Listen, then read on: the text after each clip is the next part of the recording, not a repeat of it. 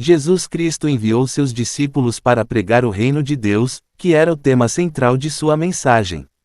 Ele instruiu seus seguidores a anunciar que o reino está próximo, convocando as pessoas ao arrependimento e a uma transformação total em suas vidas, vivendo de acordo com os valores do reino. Os discípulos foram enviados não só para pregar, mas também para curar, mostrando que o reino de Deus estava presente e ativo entre o povo, por exemplo, em Lucas capítulo 9, versículos 1 a 2. A pregação do reino de Deus feita por Jesus e seus discípulos tinha um sentido escatológico, apontando para a chegada futura do reino pleno, mas também tinha um impacto existencial e concreto na forma como as pessoas deveriam viver agora. Jesus realizou e inaugurou o reino de Deus, que implica na restauração da verdadeira adoração, na libertação dos oprimidos e na promoção da justiça. Aceitar o reino de Deus é fundamental porque representa aceitar o governo e vontade divina, que transformará a terra num paraíso. Esse reino divino traz justiça, paz e amor ao mundo e vence a autoridade dos reinos terrenos, que são limitados e corruptos. A missão dos discípulos e de todos os que aceitam esse chamado é ser embaixadores desse reino, promovendo sua implantação até que a sua plenitude se manifeste com a segunda vinda de Cristo. Assim, aceitar o reino de Deus significa viver segundo os padrões de amor, justiça e serviço ensinados por Jesus, participando da transformação do mundo em um lugar onde a vontade de Deus seja feita, assim na terra como no céu. Mateus capítulo 6, versículos 10. O reino de Deus é uma realidade presente, que se manifesta na vida das pessoas e que terá a sua consumação no futuro, transformando a terra num paraíso eterno. Em resumo, Jesus e seus discípulos pregavam o reino de Deus como uma revolução espiritual e social que traz libertação e esperança. Aceitar esse reino é abrir-se para uma vida transformada por Deus, que culminará na restauração total da criação e um mundo perfeito, como o paraíso prometido. Os ensinamentos de Jesus sobre o reino de Deus influenciam profundamente a ética cristã ao estabelecerem uma nova forma de vida centrada na justiça, no amor e na busca pela vontade de Deus. Jesus apresenta o reino como um reinado de Deus já presente, que deve ser vivido agora em nossos relacionamentos, pautado pela justiça, misericórdia e amor ao próximo, especialmente aos marginalizados e necessitados, o que exige uma transformação radical da conduta humana. Por isso, a mensagem ética cristã está intimamente ligada à promoção da justiça e à convivência em comunidade conforme os valores do reino de Deus. A ética do reino pregada por Jesus inclui ensinamentos como o amor ao próximo, o perdão ilimitado, a busca pela perfeição moral, sejam perfeitos como o Pai Celeste, Mateus capítulo 5, e versículos 48, e a prática do bem, mesmo para os inimigos. O Sermão da Montanha é um exemplo crucial dessa ética que exige uma justiça que supere a dos escribas e fariseus, focando na intenção do coração e na ação amorosa como base para a vida no reino. Assim, a ética cristã não é apenas um conjunto de regras, mas um estilo de vida fundamentado no amor, na compaixão e na justiça social. Além disso, Jesus rejeita um legalismo rígido e promove uma ética baseada no perdão, na misericórdia e no sacrifício pessoal em favor dos outros, ensinando que é pela prática desses valores que se manifesta o reino.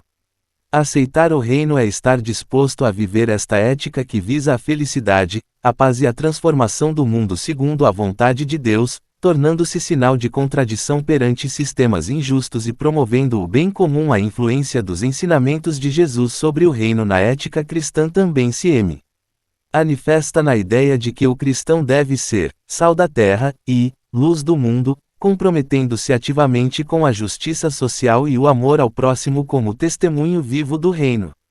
Essa ética tem um caráter escatológico, ou seja, é orientada para a plena realização do reino no futuro, mas já impulsiona uma mudança ética e social presente na vida do crente. Em resumo, os ensinamentos de Jesus sobre o reino de Deus moldam a ética cristã como uma ética da transformação, do amor radical, da justiça e do serviço, que reflete os valores do reino e prepara a humanidade para a consumação do reino de Deus na terra como um paraíso de justiça e paz. A ética do reino de Deus pregada por Jesus e a ética judaica do primeiro século compartilham raízes comuns na lei e nos profetas, mas apresentam diferenças importantes em enfoque e praticidade. A ética judaica do primeiro século estava fundada principalmente na lei mosaica, Torá, com forte ênfase na obediência a regras e rituais específicos para manter a pureza religiosa e social, além de promover a justiça segundo a lei. Essa ética valorizava muito a observância externa da lei, o cumprimento das tradições, e a separação entre o sagrado e o profano, incluindo ritualística detalhada, como as leis dietéticas e de pureza e uma rígida justiça retributiva. Já a ética do reino de Jesus, embora enraizada nessa mesma tradição judaica, amplia e aprofunda os princípios, destacando-se pela centralidade do amor, ágape, misericórdia e perdão como fundamentos da vida moral.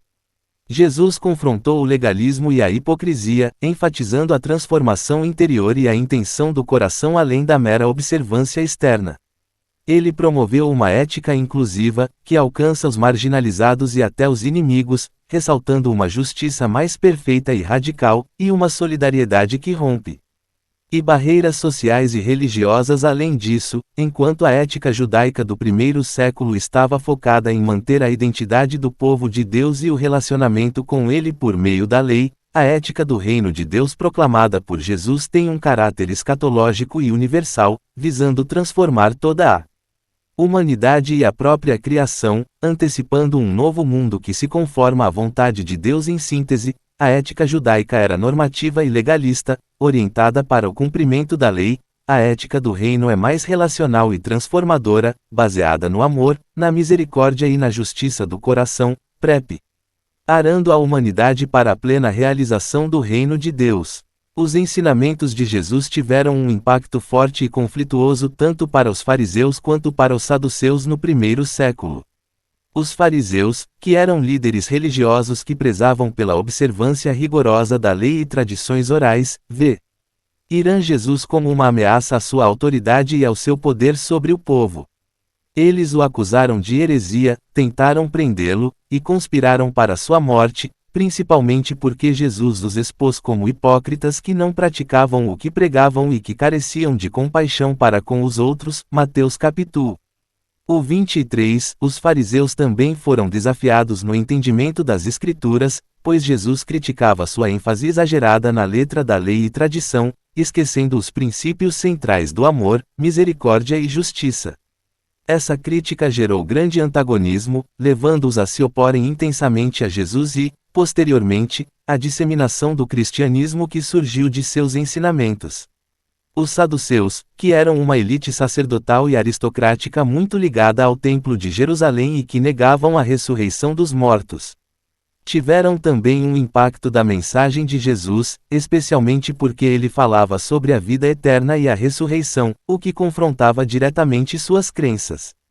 Eles se opuseram a Jesus em debates públicos e trabalharam junto com os fariseus para condená-lo à morte, pois o viam como uma ameaça à estabilidade religiosa e política que mantinham. Em resumo, os fariseus foram confrontados por Jesus em sua hipocrisia, falta de compaixão e legalismo rígido, enquanto os saduceus foram desafiados nas suas crenças religiosas sobre a ressurreição e seu poder ligado ao templo, gerando forte oposição que culminou na crucificação de Jesus e continuou na perseguição inicial aos primeiros cristãos. As críticas de Jesus afetaram profundamente a autoridade dos fariseus, expondo sua hipocrisia e desconexão entre o que pregavam e praticavam. Em Mateus capítulo 23, Jesus denunciou que os fariseus impunham fardos pesados às pessoas, mas não os ajudavam a carregá-los, buscavam status e aparência externa de religiosidade, mas não tinham compaixão nem justiça verdadeira no coração. Essa exposição pública enfraqueceu a credibilidade deles diante do povo, mostrando que sua autoridade era comprometida pela incoerência e orgulho. Jesus também acusou os fariseus de fecharem o reino dos céus para as pessoas, não permitindo que entrassem nem entrando eles mesmos, além de serem responsáveis pela perseguição e morte dos profetas.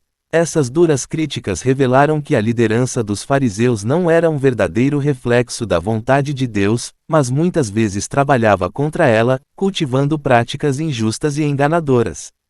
Isso provocou rejeição e conflito, abalando a influência deles na comunidade judaica. Além disso, ao confrontar diretamente suas motivações e práticas, Jesus desafiou o monopólio dos fariseus sobre a interpretação da lei e o ensino religioso, atraindo seguidores por seu ensino centrado no amor, na misericórdia e na justiça verdadeira. Isso contribuiu para diminuir o prestígio deles como líderes espirituais e abriu espaço para o surgimento do cristianismo, que oferecia uma visão mais profunda e transformadora da relação com Deus. Em resumo, as críticas de Jesus minaram a autoridade dos fariseus. Ao revelar suas falhas morais e espirituais, expondo sua hipocrisia e abuso de poder, e enfraquecendo sua posição como líderes religiosos legítimos perante o povo.